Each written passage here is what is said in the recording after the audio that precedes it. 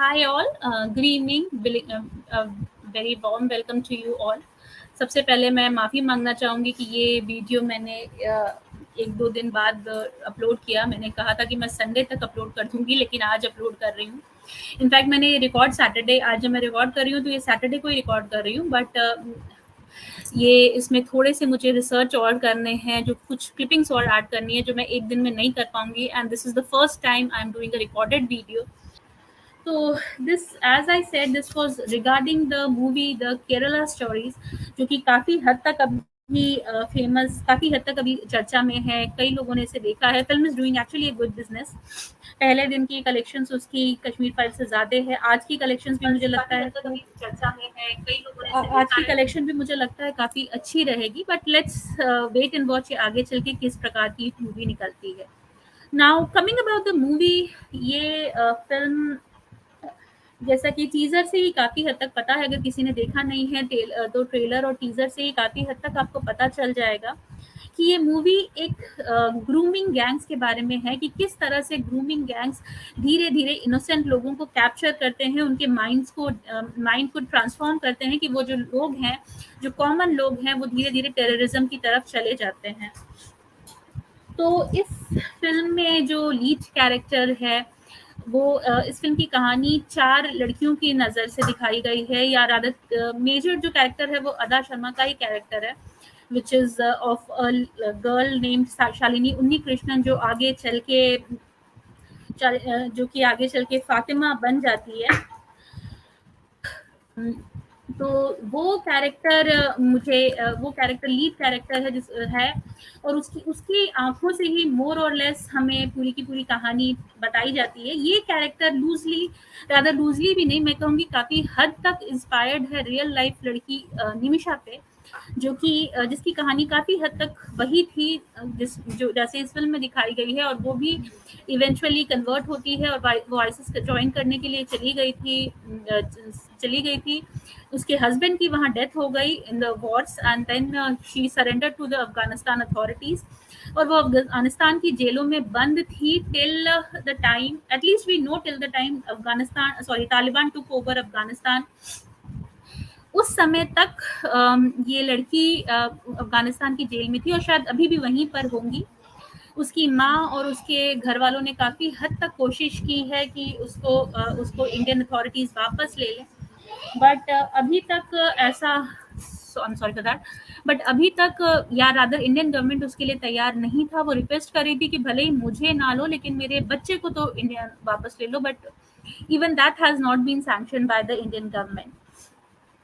Now coming about this story, ये story कितनी सच है कितनी झूठ है, ये सबसे बड़ा तो डिस्कशन चल रहा है कि क्या ये फिल्म सच है या प्रोपेगेंडा है.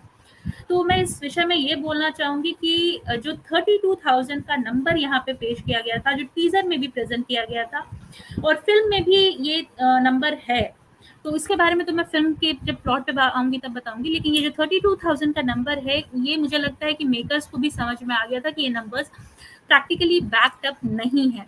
टू स्टार्ट विथ उन्होंने ये टीजर में 32,000 लिखा था, तो उन्होंने ये तभी भी ये नहीं क्लियर किया था कि ये 32,000 नंबर वो एक तो वो नंबर्स कहाँ से हैं, दूसरी कि वो 32,000 नंबर्स क्या वो सिर्फ केरला की 32,000 नंबर्स है, या वो पूरे इंडिया की है, या ग्लोबली है, ये उन्होंने कभी क्लियर किया ही नहीं था.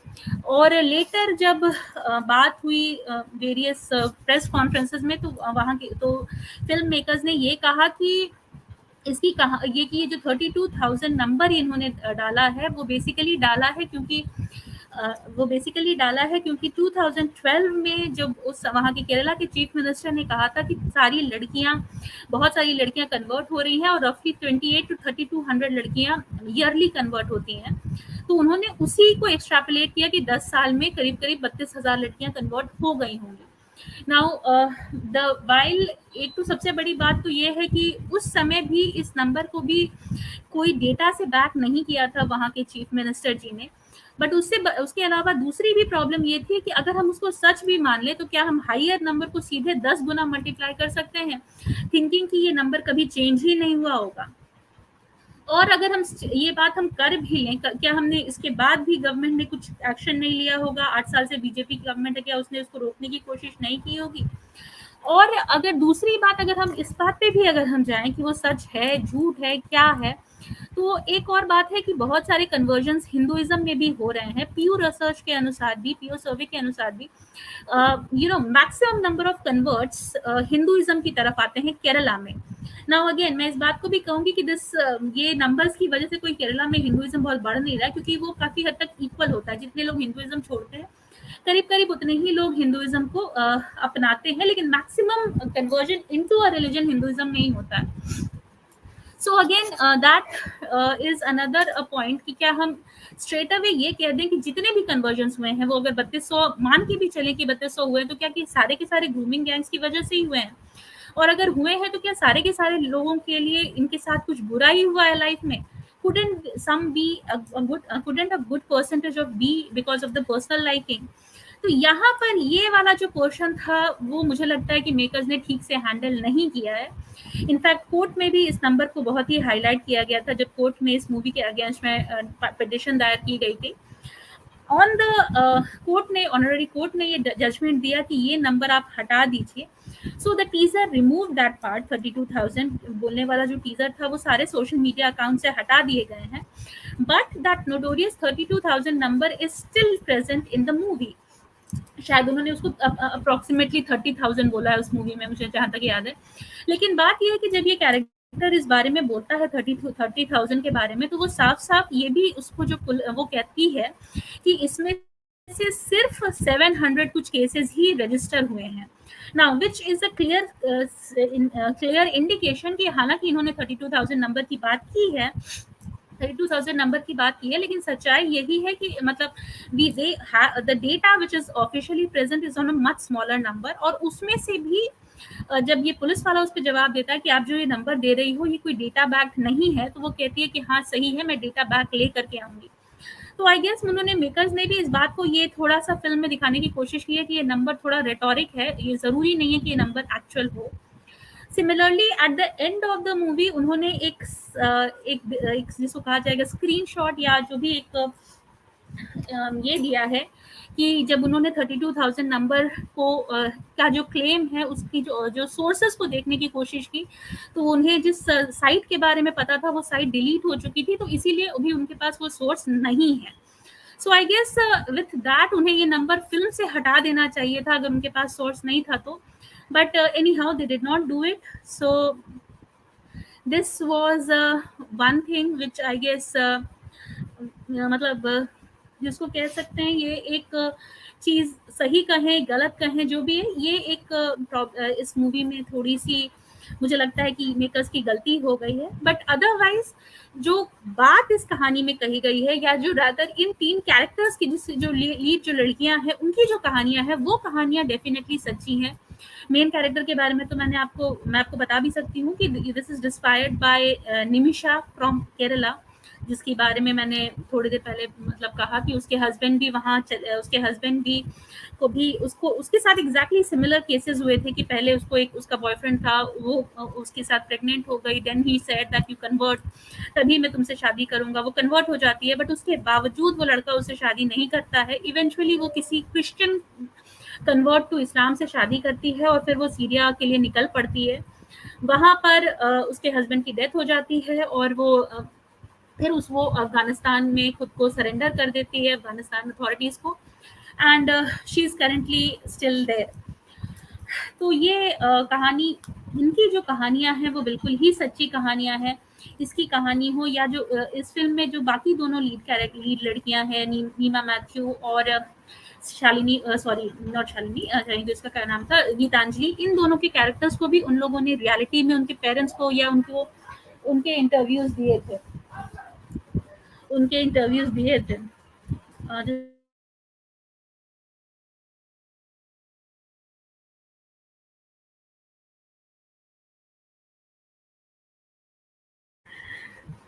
तो ये दोनों चीजें एक बात यहाँ पर होती है।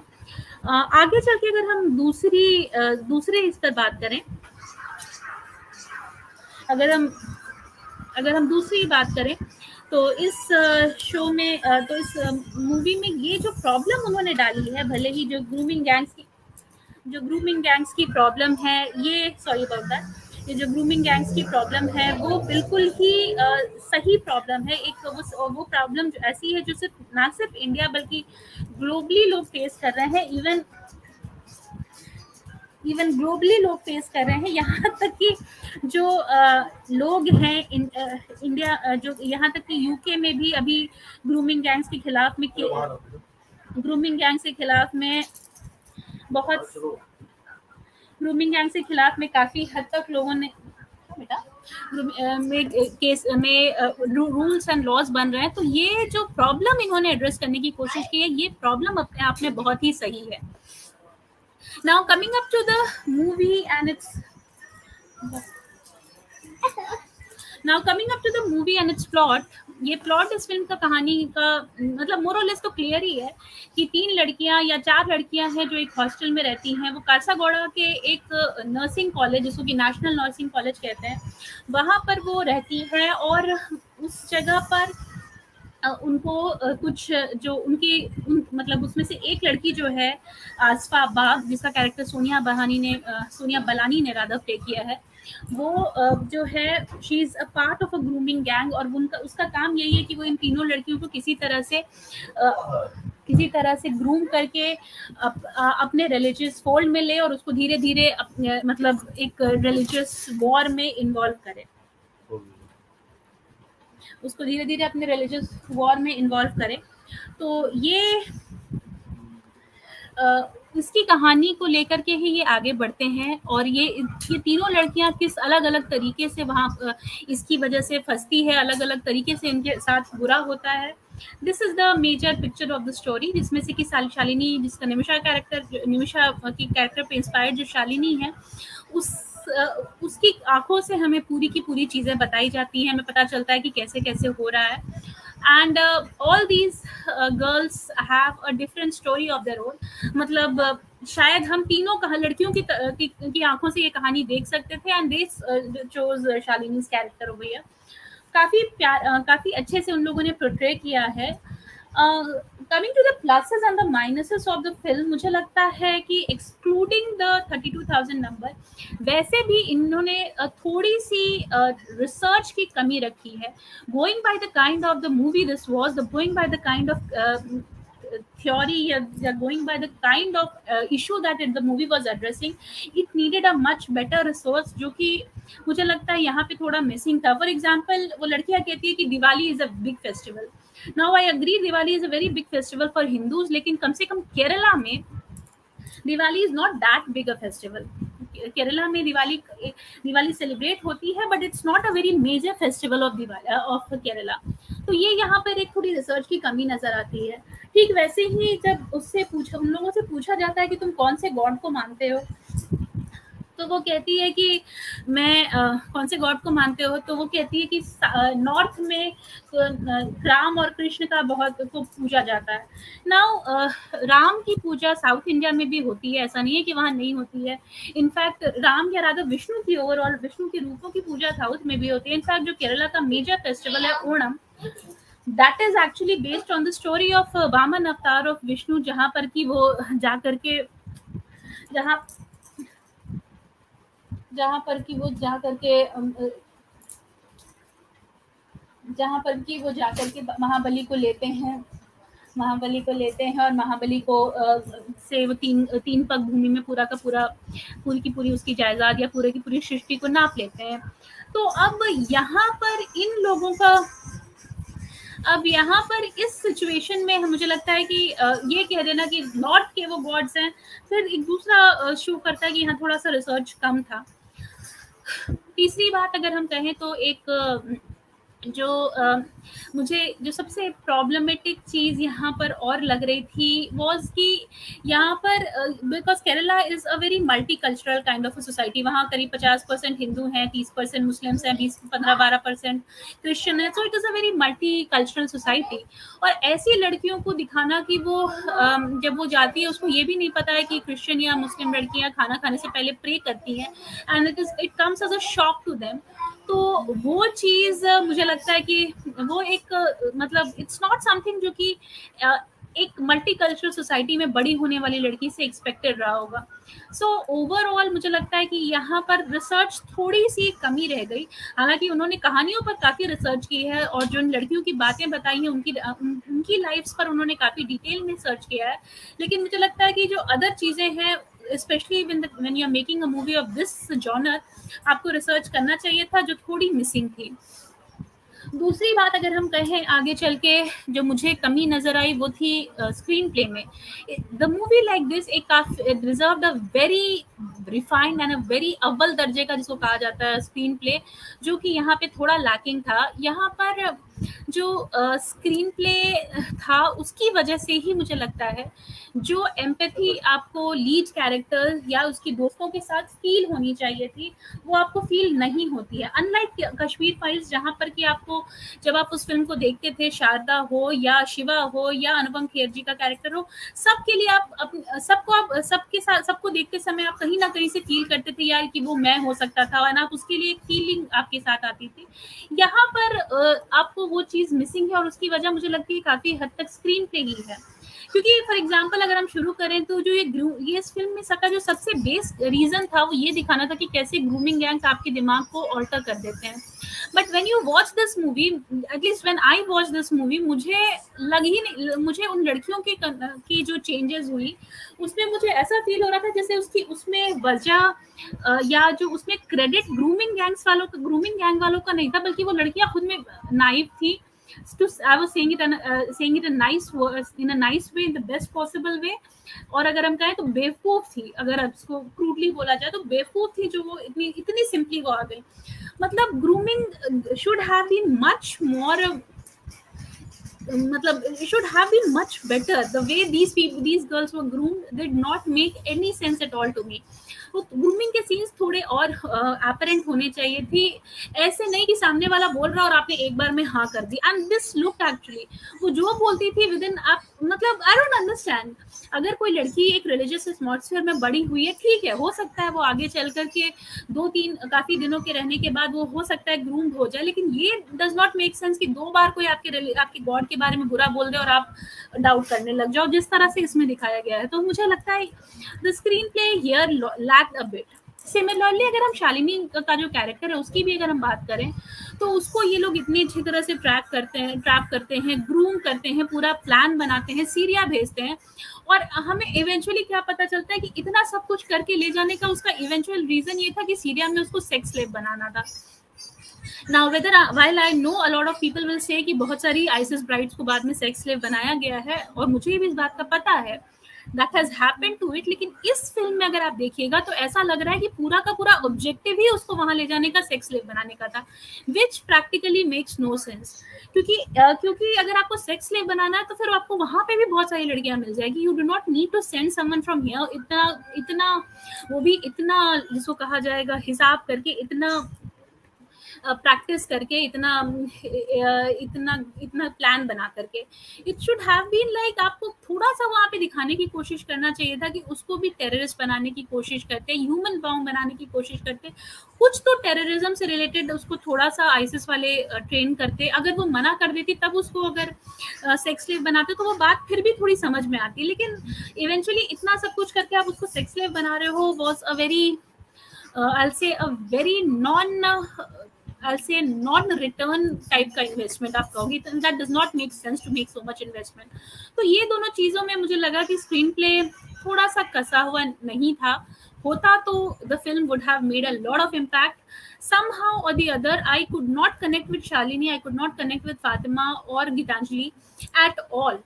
ठीक है, मुझे बुरा लग रहा था कि यार उन लड़कियों के साथ बुरा हो रहा है, लेकिन मुझे वो फीलिंग कभी नहीं आई जो कि मतलब a film like this would have brought into me, especially being a girl।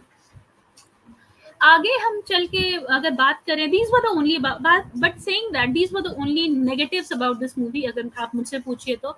इसके अलावा मुझे फिल्म में कोई ऐसी नेगेटिविटी या नेगेटिव बात उतनी नज़र नहीं आई थी। इसके the positives of this movie की अगर हम बात करें तो इस फ़िल्म का सबसे बड़ा पॉज़िटिव था कि इस फ़िल्म का सबसे बड़ा पॉज़िटिव था कि इन्होंने अनअपोलोजेटिकली ये फ़िल्म को बनाने की कोशिश की है, जो कि मुझे लगता है कि काफ़ी हद तक हमें ज़रूरत है। We have to be more open about the problems. यहाँ पर जो ये लड़कियाँ हैं, अनलाइक द प्रीवियस मूवीज़, हम देखते थे कि जो टेररिज़्म से रिलेटेड भी मूवीज़ बनती थी, उसमें एक ज़बरदस्ती का 5 या 10 मिनट का सीन घुसा देते थे, जहाँ पे कि जो टेररिस्ट होते थे, उसको पुलिस वाला या हीरो समझा रहा होता कि कैसे जो किताब है वो ये नहीं सिखाती है, किताब बहुत अच्छी-अच्छी बातें सिखाती है, किताब में ये लिखा है, किताब में वो लिखा है, वो उसमें बुराई नहीं है, तुम लोगों ने इसको गलत इंटरप्रेट किया है।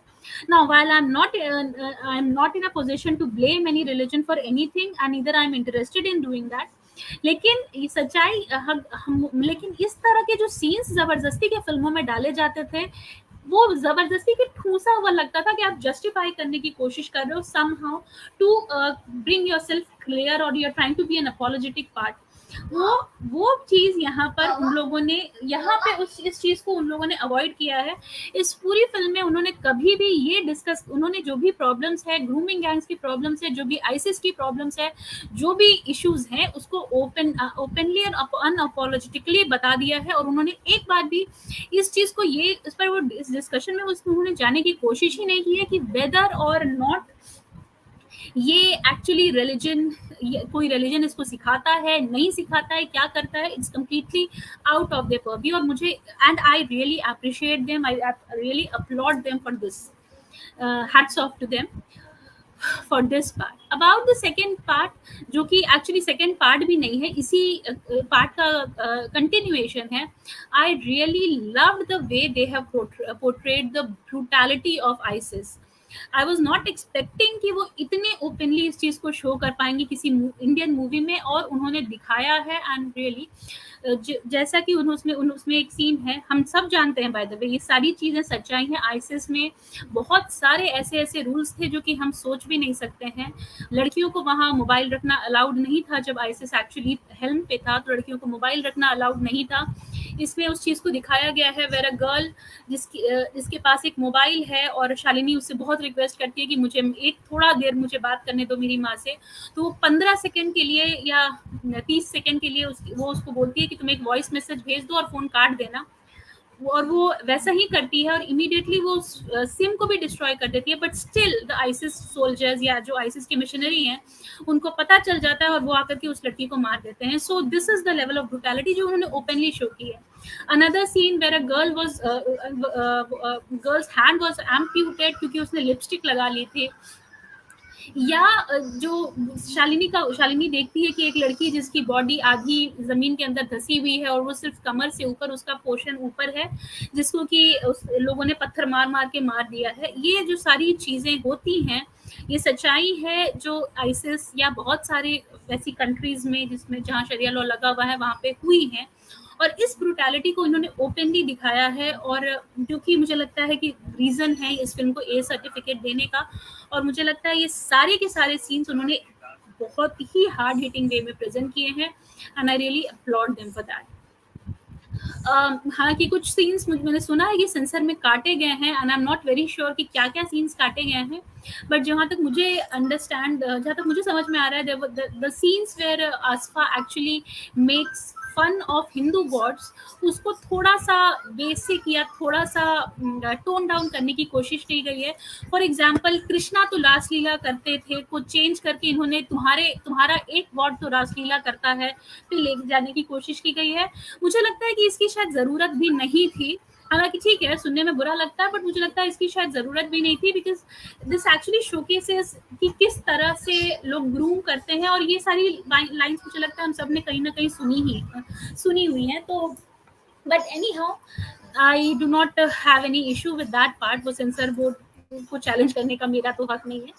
लेकिन मुझे लगता है कि कुछ पोर्शंस उन्होंने और काटे हैं, जिसकी वजह से थोड़ा सा लय में थोड़ी सी आगे पीछे हो गई है। But then that's perfectly okay with the kind of movie it was going on to B.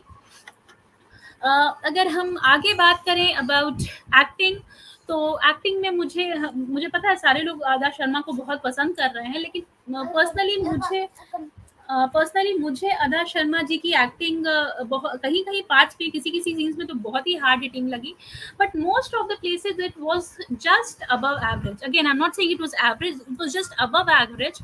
It was not in the category of good और एक्सीलेंट, जो कि इस तरह की फ़िल्म डिज़र्व करती थी। तो मुझे लगता है यहाँ पर उन्होंने थोड़ी-सी मतलब थोड़ा-सा और इनको करना चाहिए था। द कैरेक्टर्स ऑफ योगिता बिहानी, जो कि नीमा मैथ्यू प्ले करती है, एंड सोनिया बलानी जो कि ये जो मेन एंटागनिस्ट आसफा अब्बा का कैरेक्टर प्ले करती है, they have been phenomenally good, exceptionally good. और मुझे लगता है उन दोनों कैरेक्टर्स को आप देख करके वही फीलिंग्स उनके लिए आपके मन में आएगी जो कि डायरेक्टर्स या फिल्म मेकर्स पोर्ट्रे करना चाहते थे। They are exceptional into it. Uh, अगर हम बात करें बाकी के सपोर्टिंग कैरेक्टर्स की, तो the girl who actually Razia का कैरेक्टर मुझे नहीं पता कि किस लड़की ने प्ले किया है। I am sorry about, I am not, I don't know the actresses name. वो या जो जो लड़की जो उसको फाइनली वहाँ मिलती है, जब उसको पता चलता है कि बहुत सारी आइसिस ब्राइड्स फाइनली यहाँ पे सेक्स स्लेव बन के रह गई हैं, उन सारी की सारी लड़कियाँ बहुत ही एवरेज एक्टिंग कर रही है, तो थी nothing to say about it. लड़कों का तो और भी बुरा हाल है। लड़के तो बस ऐसा लग रहा था कि जब बस वो है, except the character of the guy who played the character of Ishaq, मुझे नाम नहीं पता again.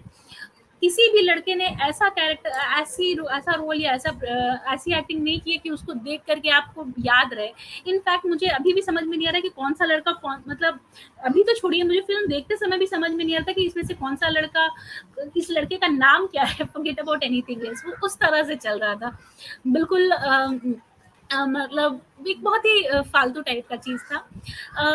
The thing is, the other part was about the impactful scenes have been very simple scenes but very impactful। वो मुझे एक अलग भी positives लगे थे, जैसे कि कुछ चीज़ें जहाँ पे ये ग्रूमिंग गैंग्स ने किस तरह से लोगों को ब्रेन वॉश कर दिया है। इसका एग्जाम्पल हमें सबसे पहले मिलता है जब वो मतलब एक सीन में जो आसफा है, वो जो Geetanjali the second Hindu girl जो कन्वर्ट हो जाती है, वो है एज एन अनीशा, उसको कहती है कि जब तुम, her father is actually hospitalize, तो ये उसको कहती है कि जब तक तुम काफिर के मुंह पे जाके थूकोगी नहीं, तब तक तुम्हारा पास्ट के साथ रिश्ता नहीं खत्म होगा। And the girl actually goes there and she spits on to her father who is actually like lying on a hospital bed. मतलब आपको वो लोग ग्रूम इस तरह से कर देते हैं कि आपको अपने माँ बाप सिर्फ गलत ही नहीं लगते हैं, आप अपने माँ बाप से के अगेंस्ट किसी लेवल तक जा सकते हैं, which is a very impactful scene. Personally for me that was the most impactful scene in the entire movie. उन्होंने स्लाइट जाइब लिया है कम्युनिज्म के ऊपर भी, जो कि काफ़ी हद तक केरला में प्रेवलेंट है। जैसे कि वो लड़की बाद में जब उसको समझ में आता है कि मैं कितनी गलत थी, तो वो अपने डैड से कहती है कि आपने मुझे बचपन से हमारे रिलीजन के बारे में तो कुछ बताया ही नहीं, सिर्फ अथीज़म और कम्युनिज्म के बारे में बताते चले गए, तो गलती सिर्फ मेरी नहीं है, आपकी भी है। And there I do not completely agree to her, लेकिन I do not completely disagree to her either. क्योंकि अगर या तो अगर आप अथीस्ट हैं, तो या तो आपको सारे रिलीजन की जो बेवकूफ़ियाँ हैं वो आपको समझानी पड़ेंगी। आप ये नहीं कह सकते हो कि सिर्फ आप अपने रिलीजन की प्रॉब्लम्स बता दो या अपने रिलीजन से इग्नोर कर दो, तो आप एक्सपेक्ट करो कि यार मेरे बच्चे को कोई दूसरा बंदा बरगला नहीं सकता है। If you are making your children against your god, which is perfectly okay, if अगर आपको लगता है कि your gods do not exist, that's perfectly your choice, लेकिन तब आपको ये बात उनके दिमाग में डालनी पड़ेगी कि दैट डज नॉट मीन कि सिर्फ मेरे गॉड्स एग्जिस्ट नहीं करते, others have their problem as well. जो कि मुझे लगता है कि एक जो जिसको कहा जाएगा hypocrisy of somehow hypocrisy of these people या hypocrisy of the communists हैं, वो थोड़ा सा इन्होंने जाइब देने की कोशिश की है। पर्सनली आई थिंक ये केस उन्होंने थोड़ा सा, हालांकि मुझे ये पूरी तरह से तो मिलता जुलता नहीं है, लेकिन मुझे लगता है कुछ एलिमेंट्स इन्होंने अथिया जो थी उससे लेने की कोशिश की है, the girl who later converted and became a Muslim, और उसके बाद वो हादिया बन गई थी, उसने एक शादी भी की थी। मुझे लगता है कि कुछ एलिमेंट्स उन्होंने वहाँ से लेने की कोशिश की है, although that's not the complete story, because ये इन्होंने बाद में मूवी के अंत में एक्चुअली जिस कैरेक्टर को इन्होंने दिखाया था उसके माँ बाप का इंटरव्यू भी दिखाया है। So definitely it's not the entire story of अथिया, ये किसी रियल लड़की की भी कहानी है, बट ये कम्युनिज्म वाला पार्ट की जो जिसके फादर अथीस्ट या कम्युनिस्ट होते हैं वो इजली बरगला ली जाती है। ये उन्होंने अथिया की जो रियल लाइफ एपिसोड है उससे लिया है। तो ये दो चीज़ें हम क्लियरली देख सकते हैं कि जो सीन्स को इन्होंने इम्पैक्टफुल बनाने की कोशिश की है, it's pretty applaudable. Again second applaud about it. तीसरी अगर हम बात करें तो acting was, I have already said, it is good for the for two of the leading ladies. बाकी दोनों की एक्टिंग मुझे एवरेज लगी। और अगर चौथी चीज़ जो मुझे इस फिल्म की जो काफ़ी हद तक पसंद आई थी वो थी कि इस फिल्म में आपको the way the film has taken the cinematography, मतलब वो इतनी इतनी अच्छी तरीके से आपको देखने में लग रहा था ना कि मतलब मैंने एक्चुअली बहुत सारी बड़ी बड़ी या जो आपकी जिसको कहा जाएगा वीएफएक्स वाली फिल्मों में भी हमने इतनी अच्छी बिल्कुल soothing, they did not need a very high फंडा काइंड ऑफ अ थिंग, जो बैकग्राउंड है वो बड़ा प्यारा लग रहा था मुझे। ओवरऑल काफ़ी हद तक बहुत अच्छा लगा। जब आप सीरिया के सीन्स देखोगे तो आपको लगेगा कि हाँ आप किसी सीरिया में हो, अगर आप अफगानिस्तान में हो आपको अफगानिस्तान लगेगा। तो यहाँ पर उन्होंने बड़ी प्यारे से जो बैकग्राउंड है वो बहुत प्यारे लिए थे। इनफैक्ट मुझे नहीं पता ये जेन्युइन इन लोगों का इंटेंशन था या ये नॉर्मली चला आया है बिकॉज ऑफ द लैंडस्केप, लेकिन ये जो सीन्स उसके होते हैं जब शालिनी अपने घर में अपने मतलब अपने सिटी अपने छोटे टाउन में रहती है और वो एंजॉय कर रही होती है, बाहर घूमती है फिरती है सब कुछ करती है, तो that was a very beautiful place. चारों तरफ हरियाली है, ग्रीनरी है, you know, the vibrant beauty of Kerala, you can see it across. And then that's a total contrast when she reaches out to the to Afghanistan, जहाँ पे चारों तरफ रेत है, there is no sign of greenery, और वहाँ पे उसको पूरी तरह से एक बंदी बना के रखा गया है टाइप से, नॉट ऑफिशियली बट प्रैक्टिकली वो चारों तरफ से एक घर से बाहर नहीं निकल सकती है, सब कुछ ये नहीं कर सकती है। और ये दोनों का जो कॉन्ट्रास्ट भी था ना, द बैकग्राउंड सीन्स का जो कॉन्ट्रास्ट था वो भी मुझे बहुत ही आई कैची लगा। Now again I am saying, ये मुझे नहीं पता ये उन लोगों ने इंटेंशनली किया था या it just came out because of the landscape between the desserts of Afghanistan and the greenery of Kerala, लेकिन ये बड़ा प्यारा मुझे लगा।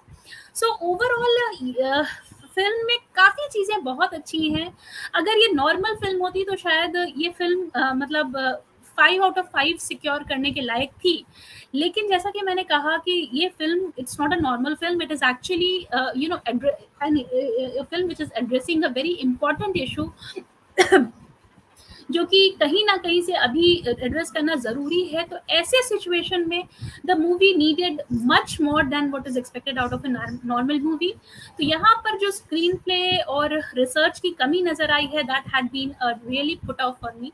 अनलाइक कश्मीर फाइल्स, जिसको कि अगर आप देखते आप मतलब कई लोगों ने प्रोपोगेंडा कहा, कई लोगों ने सच कहा, लेकिन देखने सब गए और जो भी देख के निकले, even the people who thought it to be a propaganda या who claim still claim it to be propaganda, वो भी बाहर निकल के आए तो उनके दिमाग में वो सीन्स कुछ दिनों तक आपके दिमाग में ताज़ा रहे।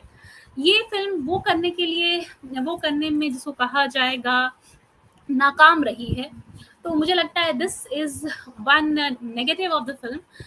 So that was all about my review. हालांकि मैं कोई रिव्यूअर तो हूँ नहीं, तो I can not say that मैं क्या रेट दूंगी, लेकिन अगर मुझे पर्सनली रेट करना होता तो I would have rated it 3.5 out of 5, जिसमें कि जो 3 नंबर मेरे कटेंगे वो इसी के लिए कटेंगे क्योंकि आपकी लीड कैरेक्टर के साथ आप एम्पैथाइज नहीं कर पा रहे हो, which was the main agenda of this movie. आप स्क्रीन प्ले थोड़ी सी कमज़ोर थी, और थर्डली आपकी रिसर्च में थोड़ी सी कमी महसूस हुई मुझे। और otherwise this movie was a very good movie overall. क्या ये फिल्म हमें हॉल में देखनी चाहिए? मेरे हिसाब से हाँ, हमें ये फिल्म हॉल में देखनी चाहिए। भले ही ये फिल्म वो इम्पैक्ट ना कर पाए जो कश्मीर फाइल्स ने किया, फिर भी हमें ये फिल्म हॉल में देखनी चाहिए, because it is actually good कि फिल्म मेकर्स इस तरह की फिल्मों को भी या इस तरह के थॉट्स को भी अपनी फिल्मों में ला रहे हैं। ये बातें हम एटलीस्ट पब्लिक फोरम पे अब कर सकते हैं, which was a very bedroom kind of a discussion या living room kind of a discussion, जो कि हम घर से बाहर नहीं कर पाते थे। एटलीस्ट ये पर्सनल ये ओपन फोरम पर आ रही है, तो मुझे लगता है कि येस, इन दिस कॉन्टेक्स्ट आपको ये फिल्म ज़रूर, हमें इस तरह की फिल्में, इस तरह के जिसको कहा जाएगा कंटेंट को हमें ज़रूर प्रमोट करना चाहिए। लेकिन जब आप ये फ़िल्म को देखो, but at the same time जब आप इस फ़िल्म को देखो तो don't consider it to be complete truth, because ये फ़िल्म वाले भी कह रहे हैं कि हम लोगों ने नाटकीय रूपांतरण किए हैं। This film actually has a lot of exaggerations, a lot of exaggerations have been done, a lot of data has been interpreted, अगर data है भी तो that has been interpreted not accurately. लेकिन at the end of the day the core issue which the movie has to accept या the movie has to highlight वो सच है। तो मुझे लगता है ये फिल्म हमें हॉल में देखनी चाहिए, सपोर्ट करना चाहिए, वरना ऑब्वियसली आप ओटीटी का वेट कर सकते हो।